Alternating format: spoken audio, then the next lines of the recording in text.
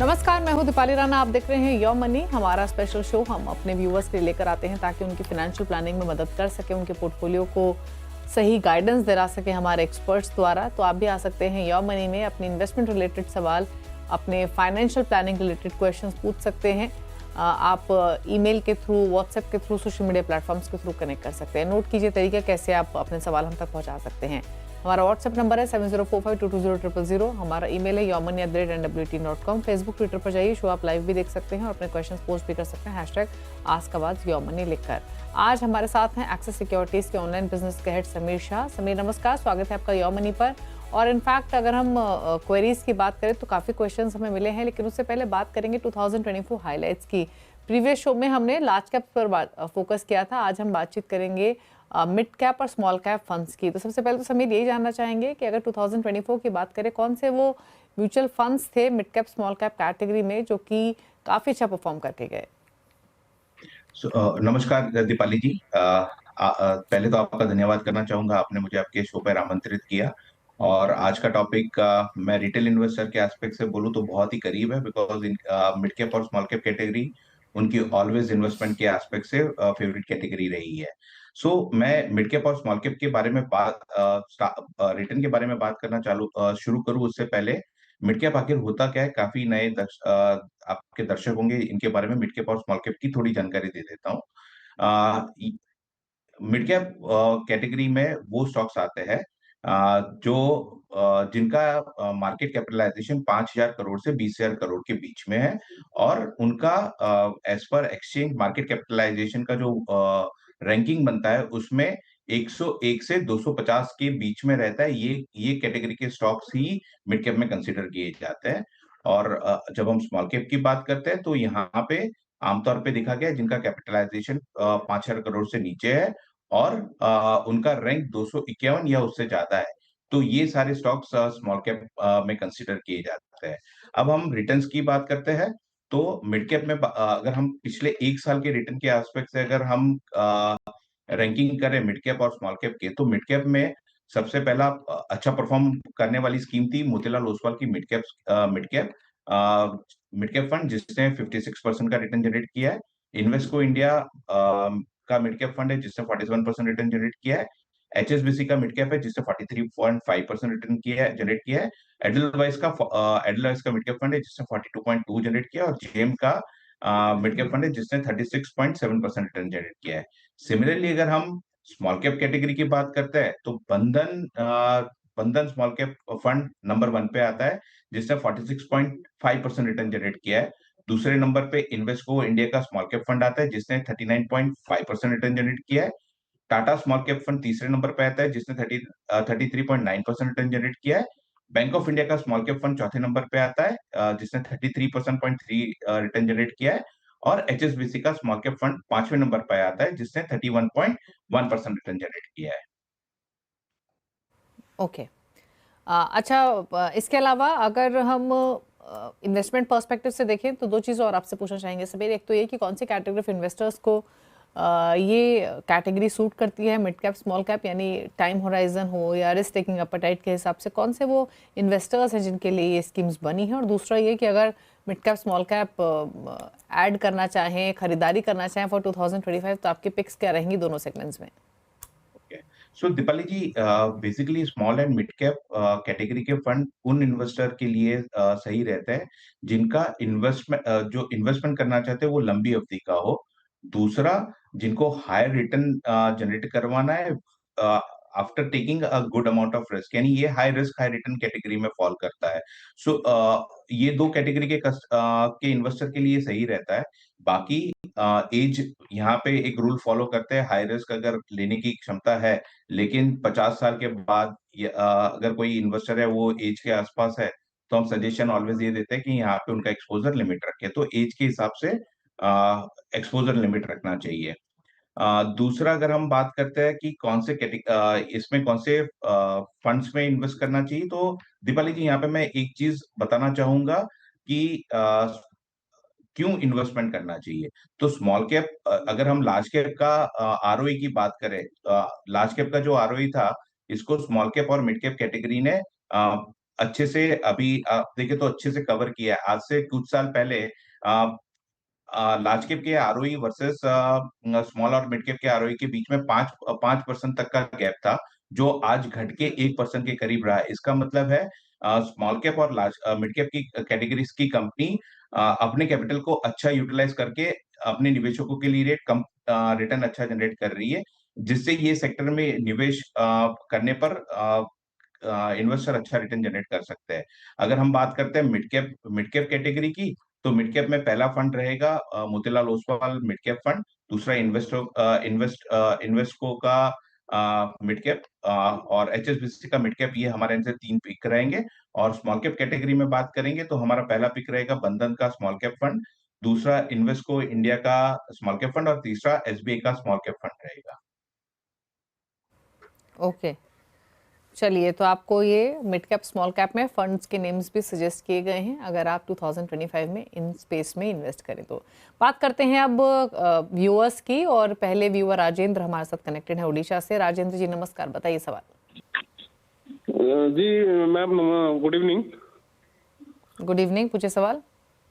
हाँ, मैं बोल रहा हूँ, अभी मेरा कंटिन्यू जो एसआईपी चल रहा है इसमें अराउंड 28,000 दे रहा हूँ, तो उसमें मेरा प्लानिंग है 10 इयर्स में कैसे वो 1 करोड़ मेरा फंड वैल्यू के लिए कर।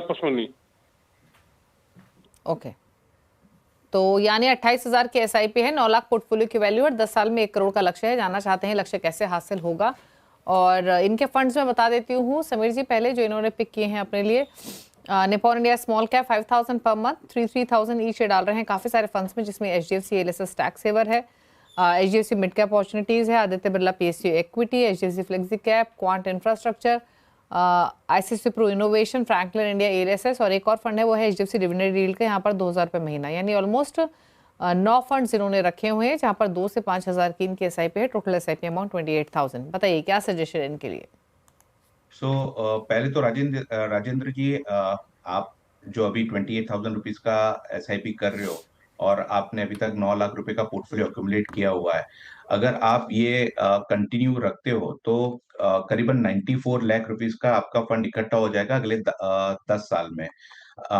अगर आप अपने गोल से काफी करीब है, आप सिर्फ 2,000 रुपए का एडिशनल एक एसआईपी ऐड कर देंगे, तो आप कंफर्टेबली अपने 1 करोड़ का जो आपने अपने लिए लक्ष्य रखा है वो आराम से हासिल कर पाएंगे। अब हमने आपके पोर्टफोलियो को रिव्यू करने के बाद थोड़े ऑब्जर्वेशन है, तो हमारी तरफ से थोड़े सुझाव है जो हम आपके साथ शेयर कर रहे हैं। पहला है, आपके पोर्टफोलियो में नंबर ऑफ स्कीम 9 है। आइडली हम सजेस्ट करते हैं कि पोर्टफोलियो में 7 से ज्यादा स्कीम्स नहीं होनी चाहिए। ज्यादा स्कीम में इन्वेस्ट करने से आप ओवर डाइवर्सिफिकेशन का रिस्क होता है और वो कहीं ना कहीं रिटर्न पे इम्पैक्ट डालता है। दूसरा ऑब्जर्वेशन ये है कि आपके पोर्टफोलियो में एक एएमसी में आपने 40% इन्वेस्टमेंट किया है, 40% आपका इन्वेस्टमेंट एक ही एएमसी में जा रहा है। आइडली सजेशन ये होता है कि आप 20% से ज्यादा कोई भी एक सिंगल एएमसी में एक्सपोजर ना लें। तो अब हम जो आपको बदलाव के बारे में बता रहे हैं वो ये दो चीजों में ध्यान रखते हुए सुझाव कर रहे हैं।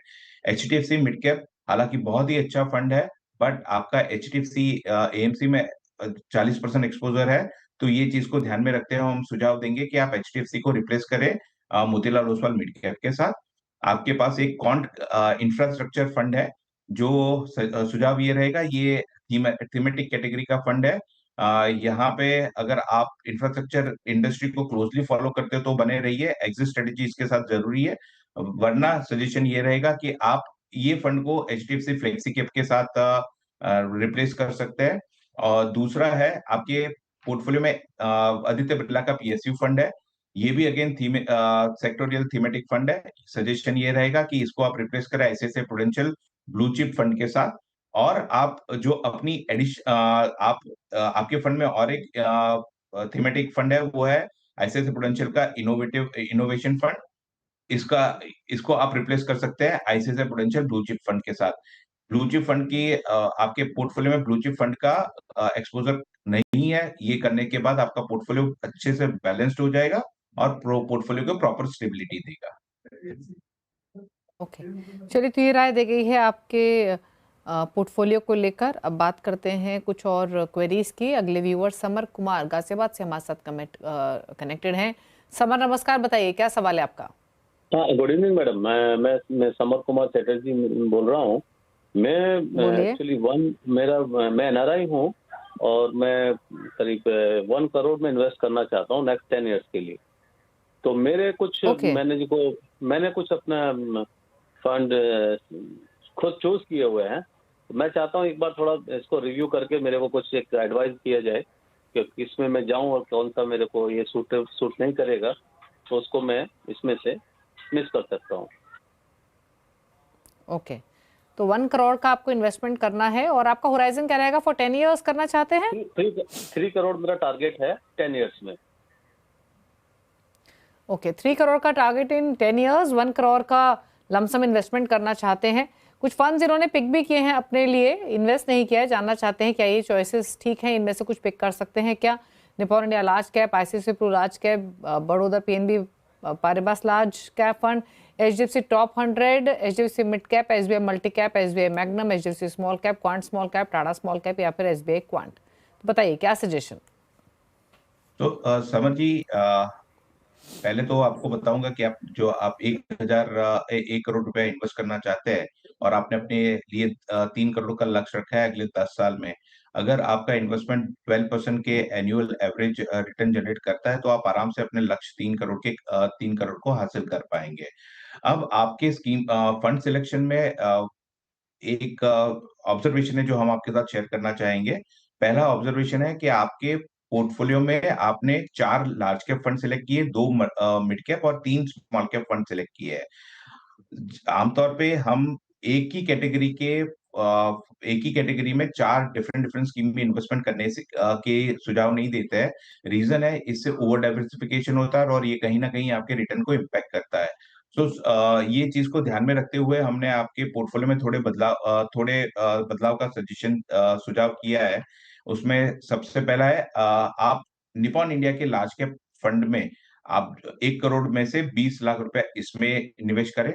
मोतीलाल ओसवाल मिड कैप में 15 लाख रुपए निवेश करें। एचएसबीसी के large and mid cap fund में 15 लाख रुपए निवेश करें। एचडीएफसी के फ्लेक्सी कैप फंड में 20 लाख रुपए निवेश करें। एसबीआई कॉन्ट्रा फंड में आप 10 लाख रुपए निवेश कर सकते हैं। बंधन स्मॉल कैप फंड आप 10 लाख रुपए निवेश करें और निपॉन इंडिया का गोल्ड ईटीएफ में आप 10 लाख रुपए निवेश कर सकते हैं। तो ये हमारी ओर से रिकमेंडेड पोर्टफोलियो है। ओके, चलिए, तो ये आपको सजेस्ट किए गए हैं। आपका जो लक्ष्य है वो तो आसानी से पूरा आप कर ही पाएंगे। 5 फंड्स आप रखिए और 20 लाख डालिए आप निपॉन इंडिया लार्ज कैप में, 20 लाख डालिए एचडीएफसी फ्लेक्सी कैप में, 15-15 लाख आपको डालने हैं Motilal Oswal mid cap, HSBC large cap और साथ ही 10-10 लाख आप डालिए बंधन small cap, Nippon India gold ETF और एसबीआई कॉन्ट्रा। तो ये रहे आपके लिए फंड का सिलेक्शन जहां पर आप पैसे इन्वेस्ट कर सकते हैं। बात करते हैं अगले व्यूअर से। रवि प्रकाश हमारे साथ कनेक्टेड है। रवि नमस्कार, बताइए सवाल अपना।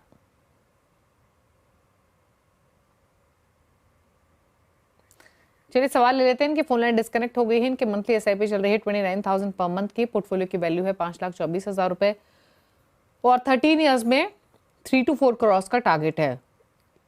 इनके पास कौन कौन से फंड्स हैं वो मैं बता देती हूँ।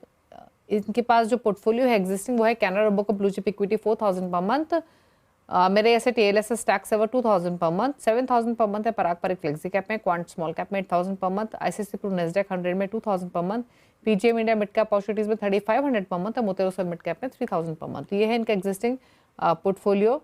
और बताइए क्या सजेशन रहेगा इनके लिए। आईसीआईसीआई प्रू नेस्डैक 100 फंड के बारे में भी जानना चाहते हैं।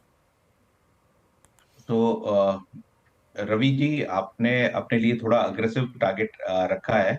आप आपकी करंट एसआईपी जो 29,500 की चल रही है और यूएम जो 5,24,000 इकट्ठा हुआ है, अगर ये 12% से अगले 13 साल के लिए ग्रोथ करता है तो करीबन 1,35,00,000 रुपया आप इकट्ठा कर पाएंगे। हालांकि आपका टारगेट 4 करोड़ का है, तो पहला हमारी तरफ से अगर ये आपको टारगेट अगर आपको अपना लक्ष्य हासिल करना है तो पहला सुझाव ये रहेगा कि आप अपनी एसआईपी अमाउंट बढ़ा के 60,000 करें और हर साल 10% से अगर आप इसे बढ़ाते जाते हैं तो अगले 13 साल में आप आराम से 4 करोड़ आपने जो लक्ष्य रखा है वो हासिल कर पाएंगे। अब आपका सवाल था कि आईसीआईसीआई प्रूडेंशियल के नास्डेक 100 में आप इन्वेस्ट अभी नहीं कर पा रहे हो क्योंकि एएमसी का लिमिट पूरा हो गया है, तो आप कहाँ ऑल्टरनेटिव कर सकते हैं। तो सिमिलर स्कीम बाकी और तीन एएमसी में भी है। मोतीलाल ओसवाल एएमसी भी, मोतीलाल ओसवाल, कोटक और फ्रैंकलिन इंडिया, ये तीन एएमसी में भी नास्डेक जैसे ही फंड्स अवेलेबल है, तो आप उसमें भी निवेश कर सकते हैं।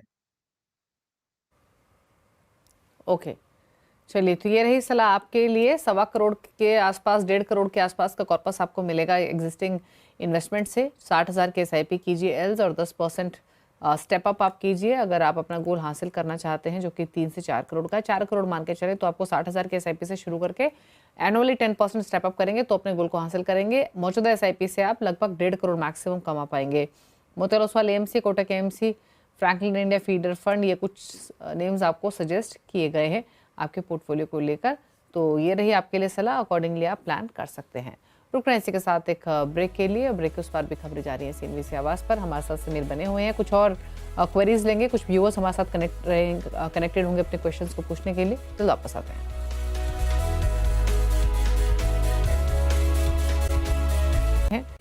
एक्सिस सिक्योरिटीज़ के ऑनलाइन बिजनेस के हेड बात करते हैं कुछ और व्यूअर्स की। और अगला सवाल हमें भेजा है यूसुफ शेख ने, कुवैत से भेजा है। तो UAE से ये क्वेश्चन आया है और ईमेल के थ्रू उन्होंने सवाल भेजा है, तो डिटेल्स बता देती हूँ। 41 साल इनकी उम्र है, 9,000 की एग्जिस्टिंग SIP है। पोर्टफोलियो की वैल्यू हो चुकी है 2,87,000 रुपये, और 13 साल में 3 से 4 करोड़ का लक्ष्य है। साल में 2 बार ये 10% का स्टेप अप करते हैं, तो उस फैक्ट को भी ध्यान में रखना होगा। 3,000 की SIP और ऐड करना चाहते हैं, तो वो भी एक सवाल है इनका। पहले एग्जिस्टिंग पोर्टफोलियो में बता देती हूँ। Baroda BNP credit risk 2,000 per month, 2,000 per month Kotak small cap, ICICI Pru balanced advantage में 1,500 पर मंथ, 1,500 पर मंथ है PGM India mid cap opportunities, 1,500 per month UTI Nifty 50 index, और LIC mutual fund gold ETF में 1,500 per month. तो यानी total 6 mutual funds हैं इनके पास। Total SIP amount इनका 9,000 का हो गया। तो 3 चीज़ें आपसे पूछना है समीर ने। पहला तो ये कि एग्जिस्टिंग फंड्स कैसे हैं, कुछ बदलाव करने हैं क्या। दूसरा सवाल, 3,000 की जो एडिशनल SIP कर रही हैं वो कहाँ करें। तीसरा, ये हर साल में 2 बार 10% स्टेप अप कर रहे हैं, तो उसे ध्यान में रखते हुए क्या 13 साल में 4 करोड़ का लक्ष्य हासिल हो पाएगा या फिर नहीं। एग्जिस्टिंग वैल्यू लगभग 3 लाख के आसपास है, बताइए। तो यूसुफ जी, आपने यहाँ पे थोड़ा अग्रेसिव टारगेट अपने लिए रखा हुआ है। 9,000 SIP, और अगर आप 9,000 की करंट SIP और 2,87,000 रुपीज जो आपका करंट पोर्टफोलियो है, अगर ये 12% का एवरेज रिटर्न जनरेट करते तो करीबन 62 लाख रुपीज का आपका AUM इकट्ठा होता है। आपको अपने निवेश को जो और ज्यादा 10% की जगह 15% से बढ़ाने की जरूरत है, और करंट SIP जो 9,000 की चल रही है वो बढ़ा के 20,000 ले जानी पड़ेगी, तब जाके आप अपने लक्ष्य के थोड़े करीब पहुंच पाएंगे। आपके पोर्टफोलियो को लेके सजेशन ये है कि आपका पोर्टफोलियो आज की डेट में 6 स्कीम है। जनरली 9,000 की SIP के लिए हमारा सुझाव ये रहता है कि आप 5 या 5 से कम स्कीम में ही निवेश करें। दूसरा, आप आपका आपका आपकी निवेश की अवधि लंबी है, सो लॉन्ग टर्म इन्वेस्टर के लिए हम आपके पोर्टफोलियो में, जैसे हमने देखा UTI निफ्टी इंडेक्स फंड है, उसको आप लार्ज कैप कैटेगरी के साथ रिप्लेस कर सकते हैं। Large cap category active fund, ये sorry index fund generally passive fund होता है, जबकि लार्ज कैप कैटेगरी में आप इन्वेस्ट करते हो तो वो एक्टिव कैटेगरी में आता है, जो आपको थोड़ा return as compare to index fund वो थोड़ा ज्यादा रिटर्न जनरेट करता है। तो पहला सुझाव ये रहेगा कि आप UTI निफ्टी 50 में से निकल के आप Nippon India large cap fund में SIP स्टार्ट करें। तो ये था पोर्टफोलियो को लेके आपका सुझाव। और दूसरा, आपके पोर्टफोलियो में हो सके तो एक स्कीम कम करके 4 स्कीम में आप निवेश करें। ओके, और ये जो एडिशनल 3,000 की SIP करना चाहते हैं वो किस फंड में करें समीर। सो एडिशनल SIP रेकमेंड ये रहेगा, उनके पोर्टफोलियो में लार्ज कैप कैटेगरी का एक्सपोजर कम है, तो निपॉन इंडिया लार्ज कैप में ही एडिशनल SIP 3,000 की करें। ओके, दूसरा, तो यानी प्रतिपला जी, हाँ, एक मिनट, बोलिए एक बोलिए। दूसरा सुझाव उनके पोर्टफोलियो में ये था, उन्होंने क्रेडिट रिस्क फंड में इन्वेस्ट किया हुआ है। क्रेडिट रिस्क डेट कैटेगरी का वो फंड है जिसमें जिनका क्रेडिट रेटिंग कम होता है वो कैटेगरी में, वो स्कीम्स में इन्वेस्ट किया जाता है। तो सुझाव यहाँ पे ये रहेगा कि वो अपने क्रेडिट रिस्क वाले फंड को भी स्टॉप करके एचडीएफसी फ्लेक्सी कैप में मूव करें। और एसआईपी की बात करी, जैसे मैंने बताया, निपॉन इंडिया में 1500 बढ़ा सकते हैं, और एचडीएफसी फ्लेक्सी में फ्लेक्सी कैप में भी 1500 रुपए की एसआईपी बढ़ा के 3,000 ऐसे स्प्लिट करें। ओके तो यानी समीर, इनके जो एग्जिस्टिंग फंड्स हैं, 6 फंड्स हैं, उसमें से 2 फंड्स को लेकर आपने सलाह दी है। यूटीआई निफ्टी 50 से निकलकर निपॉन लार्ज कैप ले लें और इसी में एडिशनल एसआईपी भी करें, plus Baroda BNP credit risk fund से भी निकलने की सलाह आपने दी है, उसकी जगह एचडीएफसी फ्लेक्सी कैप रख सकते हैं, राइट।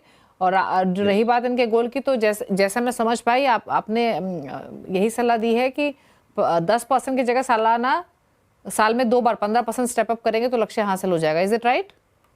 एसआईपी अमाउंट बढ़ा के 20,000 करनी पड़ेगी। अच्छा, एसआईपी अमाउंट भी 20,000 करना पड़ेगा और 15% साल में 2 बार स्टेप अप करना पड़ेगा। हाँ दीपाली जी। ओके तो एग्जिस्टिंग एसआईपी अमाउंट के हिसाब से 62 लाख आप इकट्ठा कर पाएंगे सिर्फ। अगर 4 करोड़ का लक्ष्य हासिल करना है तो जैसे समीर ने आपको बताया, आपको 20,000 की एसआईपी करनी पड़ेगी, प्लस आपको साल में 2 बार 15% स्टेप अप करना पड़ेगा, तो आप अपना गोल हासिल कर सकते हैं। जो चेंजेस आपको बताए गए हैं वो नोट कर लीजिए। क्रेडिट रिस्क फंड जो है आपके पास बीएनपी बड़ौदा का, उससे आप निकल के एचडीएफसी फ्लेक्सी कैप में जाइए। निपॉन इंडिया लार्ज कैप आप पिक कीजिए यूटीआई निफ्टी 50 इंडेक्स फंड की जगह, और जो एडिशनल 3,000 आपको डालने हैं वो बीसी फंड में डालिए। ये है सलाह आपके पोर्टफोलियो को लेकर। बात करते हैं अगले व्यूअर से। राजेंद्र पुरी गोस्वामी ने हमें सवाल भेजा है राजस्थान से। 35 साल इनकी उम्र है, 36,000 की इनकी मंथली एसआईपी चल रही है, 11 लाख इनकी पोर्टफोलियो की वैल्यू है, सालाना 10% स्टेप अप करते हैं, 15 साल का होराइजन है, कितना एक्यूमुलेशन होगा जानना चाहते हैं। फंड्स में इनके बता देती हूँ। Nippon India small cap 6,000 per month, 5,000 पर मंथ है कोटक मल्टी कैप में, 5,000 per month Motilal Oswal mid cap में, 5,000 पर मंथ ही सुंदरम बिजनेस साइकिल फंड में है, और 5,000 ईच बाकी 3 फंड्स में भी डाल रहे हैं, Quant large and mid cap, SBI Contra, JM flexi cap. यानी टोटल 7 फंड्स हैं इनके पास। 7 फंड्स में से 6 फंड्स में ये 5,000 ईच डाल रहे हैं। एक फंड जो कि निपॉन इंडिया स्मॉल कैप है, वहां पर 6,000 पर मंथ की एसआईपी है। 11 लाख की पोर्टफोलियो की वैल्यू के हिसाब से सालाना 10% के स्टेप अप के हिसाब से 15 ईयर्स में कितना एक्यूमुलेशन ये कर पाएंगे समीर, प्लस इनका पोर्टफोलियो कैसा है? तो राजेंद्र जी, आप 36,000 की SIP plus 10% annual step up और 11 लाख का पोर्टफोलियो अगर सालाना 12% से ग्रोथ करता है तो 15 साल में करीबन 3.5 करोड़ रुपया आपका इकट्ठा हो जाएगा। अब बात करते हैं आपके पोर्टफोलियो की। तो पोर्टफोलियो में आपके अच्छी बात यह है कि आपने सिर्फ अपने पोर्टफोलियो को 7 स्कीमों में सीमित रखा है, जिससे आपका ओवर डाइवर्सिफिकेशन के रिस्क से आप बचे हुए हैं। सजेस्ट सुझाव ये रहेगा कि आप आगे भी 7 स्कीम से ज्यादा ना करें। दूसरा, आपके पोर्टफोलियो को हमने जब एनालिसिस किया तो उसमें एक dedicated large cap fund missing लग रहा है। तो सुझाव ये रहेगा कि आप अपने पोर्टफोलियो में जो एक थीमेटिक फंड है, सुंदरम का बिजनेस साइकिल फंड, इसमें से आप निकल के निपॉन इंडिया के लार्ज कैप के साथ उसको रिप्लेस करें। अगर आप अभी करना चाहे तो it would be really good. Otherwise आपके एग्जिट स्ट्रेटेजी के हिसाब से जब भी आप सुंदरम बिजनेस साइकिल से निकलना चाहते हो तब जरूर उसको निपॉन इंडिया लार्ज कैप के साथ इसको रिप्लेस करें। ओके तो यानी सुंदरम बिजनेस साइकिल फंड जो है उसे निकलकर Nippon India large cap fund आप पिक करें, यही एक बदलाव दिया गया है। बाकी आपका पोर्टफोलियो डाइवर्सिफाइड है। एक चीज़ और समीर, अगर इन फ्यूचर ये एलोकेशन बढ़ाना चाहें तो क्या इन एग्जिस्टिंग फंड्स में बढ़ाएं या कुछ नए फंड्स भी ऐड कर सकते हैं? मतलब कोई ऐसा फंड की जरूरत इनके पोर्टफोलियो में आपको लग रही है कि जो ये ऐड कर सकते हैं इन केस अगर ये एसआईपी एलोकेशन या अमाउंट बढ़ाते हैं तो? दीपाली जी, इनका पोर्टफोलियो काफी हद तक वेल डाइवर्सिफाइड है। इनके फंड में सिर्फ लार्ज कैप फंड का एलोकेशन नहीं है। सो आगे जाके अभी 35 साल है, अगर 2 साल 3 साल बाद करते तो सुझाव यही रहेगा कि एग्जिस्टिंग स्कीम में ही निवेश बढ़ाए, और अगर उनको ज्यादा इन्वेस्टमेंट करना है तो लार्ज कैप कैटेगरी में थोड़ा ज्यादा करें। सो बाकी उनके, अगर हम उनके पोर्टफोलियो के एस्पेक्ट से देखें तो लार्ज कैप है, लार्ज एंड मिड कैप है, स्मॉल कैप है, मिड कैप है, फ्लेक्सी कैप है। बहुत ही अच्छा फंड सिलेक्शन किया इन्होंने। पोर्टफोलियो काफी स्टेबल और वेल डाइवर्सिफाइड है। सुझाव यही रहेगा कि इसमें ही बढ़ाए, नया स्कीम ना जोड़े। ओके तो एग्जिस्टिंग फंड्स में ही आप रहें, सिर्फ एक बदलाव आपको सजेस्ट किया गया है सुंदरम बिजनेस साइकिल फंड, उसकी जगह आपको Nippon India large cap fund add करना है। बाकी अगर इन फ्यूचर आप कोई अमाउंट बढ़ाते हैं तो इसी फंड में थोड़ा सा एक्सपोजर आप बढ़ा सकते हैं। गोल आप हासिल गोल नहीं, इनफैक्ट 15 ईयर्स में कितना कॉर्पस आप इकट्ठा कर पाएंगे ये आप जानना चाहते थे, तो उसके मुताबिक 15 साल में 3.5 करोड़ रुपए तो आप आसानी से कमा लेंगे। ये है आपके लिए सजेशन आपके इस एग्जिस्टिंग पोर्टफोलियो को लेकर। लेकिन चलिए अब बात करते हैं समीर के टॉप 4 फंड्स की, यानी वो फंड्स जो कि आप as a complete portfolio package के तौर पर भी देख सकते हैं और इंडिविजुअल पिक भी कर सकते हैं, लेकिन लॉन्ग टर्म होराइजन के साथ। बाकी पूछते हैं समीर से। समीर बताइए कौन से टॉप 4 फंड्स हैं और क्या ये कंप्लीट पोर्टफोलियो कॉल है या फिर इनमें से इंडिविजुअल फंड भी पिक किया जा सकता है? ये कंप्लीट इंडिविजुअली भी पिक किया जा सकता है दीपाली जी। ये टॉप 4 जब भी हम सजेस्ट करते हैं तो ओवरऑल कैटेगरी के जो अच्छे फंड होते हैं वो सुझाव दिया जाता है। निवेशकों को अपने पोर्टफोलियो में क्या कमी है वो हिसाब से अगर पिक करना है तो इसमें से कोई पिक कर सकते हैं। अगर नया पोर्टफोलियो बना रहे हैं तो चारों चार वो ले सकते हैं। पहला है निप्पॉन इंडिया का लार्ज कैप फंड, दूसरा HSBC का large and mid cap fund, Motilal Oswal का मिड कैप फंड और बंधन स्मॉल कैप फंड। ये 4 फंड हमारी तरफ से पिक किए गए हैं। तो Nippon India large cap, HSBC large and mid cap, Motilal Oswal mid cap और बंधन स्मॉल कैप, ये 4 फंड चॉइसेस हैं समीर की तरफ से। आप कंप्लीट पोर्टफोलियो के तौर पर इन्हें देख सकते हैं लॉन्ग टर्म व्यू के हिसाब से। और एक सलाह जो हमारे सभी व्यूअर्स देते हैं, ओवर डाइवर्सिफाइड ना करें अपना पोर्टफोलियो। बहुत सारे फंड्स की ज़रूरत नहीं है पोर्टफोलियो में।